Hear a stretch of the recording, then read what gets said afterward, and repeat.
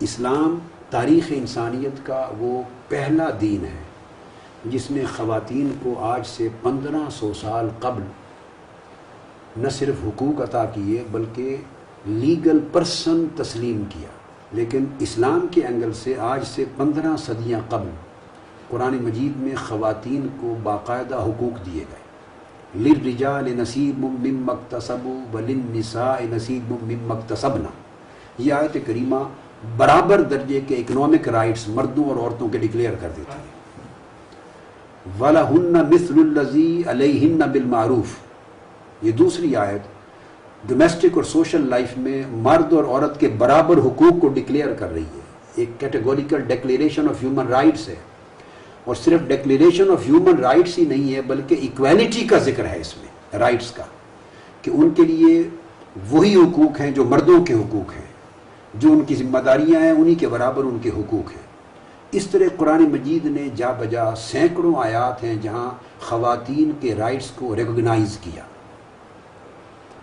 یہ وہ دور تھا کہ جہاں دنیا کی کسی تہذیب میں اور کسی کلچر میں، اور ہسٹری بتائے گی بعد ازاں ایون ویسٹرن ورلڈ کے کسی ملک میں اس کے 1300-1400 سال بعد تک بھی عورت کو وہ حقوق نہیں ملے. تو اسلام کے حقوق میں اس کے پولیٹیکل رائٹس بھی ہیں. سیدنا فاروق اعظم رضی اللہ تعالیٰ عنہ کے دور خلافت میں خواتین ممبر پارلیمنٹس تھیں. یعنی یہ کتب حدیث اور کتب سیر اور کتب تاریخ میں آتا ہے کہ آپ نے ایک بل پیش کرنا چاہا لمیٹیشن آف ڈاور کا، کہ مہر کی حد مقرر کی جائے. سیدنا فاروق اعظم جب وہ خلیفۃ المسلمین امیر المومنین تھے، اپنی پارلیمنٹ میں جو مدینہ کی اسلامک پارلیمنٹ تھی، کہ خواتین کی شادی کے وقت جو مہر مقرر کیا جاتا ہے اس کی میکسیمم لیمٹ فکس کی جائے. ایک خاتون صحابی جو ممبر تھی کھڑی ہو گئی اور انہوں نے خلیفہ کے اس بل کو چیلنج کیا اور کہا کہ جب اللہ نے حد مقرر نہیں کی تو آپ اس کی لمیٹیشن کیسے کر سکتے ہیں. تو سیدنا فاروق اعظم نے پوچھا کہ اس آپ کے ویو پوائنٹ پر ایویڈنس کیا ہے. اس نے قرآن کی آیت کوٹ کی فَإِنْ آتَيْتُمْ إِحْدَاهُنَّ قِنْطَارًا. اگر سیپریشن خدا نہ خواستہ ہو جائے اور آپ ان کو سونے کے ڈھیروں کے ڈھیر بھی دے چکے ہو مہر میں ڈاور کے طور پہ، تو واپس کچھ نہیں لے سکتے.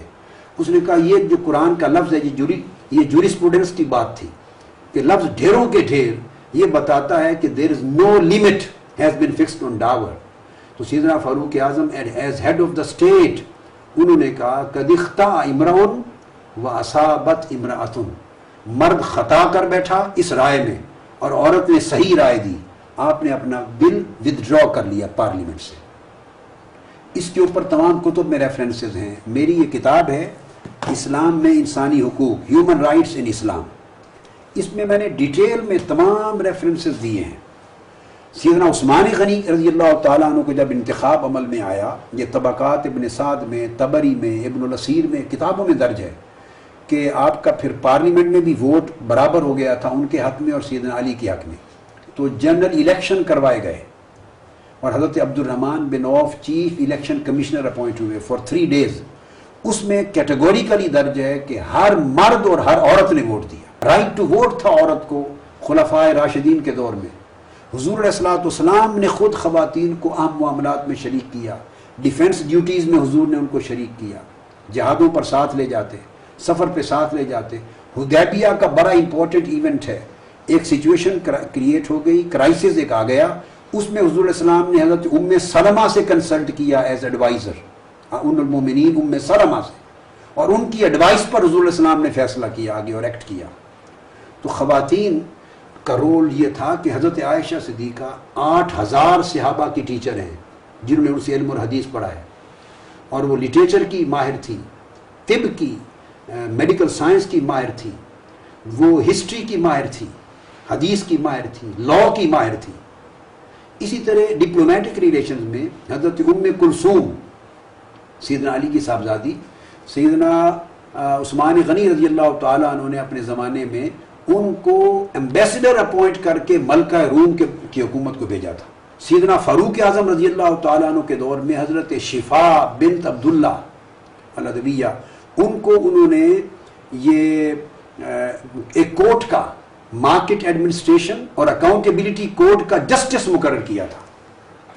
سیدنا فاروق اعظم کے دور میں she was the justice of accountability court and market administration کے ڈسپیوٹس ان کے پاس آتے تھے.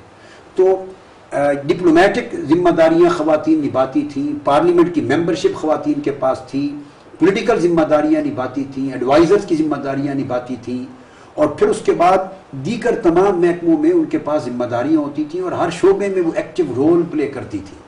اور اسلام نے ان کو وہ عزت دی, ان کو لیگل رائٹس دیے, اسلام کو ایویڈنس کے رائٹس دیے, ڈومیسٹک رائٹس دیے, ان کو اکنامک رائٹس دیے, کاروبار کرنا, تجارت کرنا, بزنس کرنا, جاب کرنا. جب اپوائنٹ کیا ان کو تو یہ تمام رائٹس دیے, ان کو ووٹ دینے اور ممبر پارلیمنٹ تک جانے کے پولیٹیکل رائٹ دیے.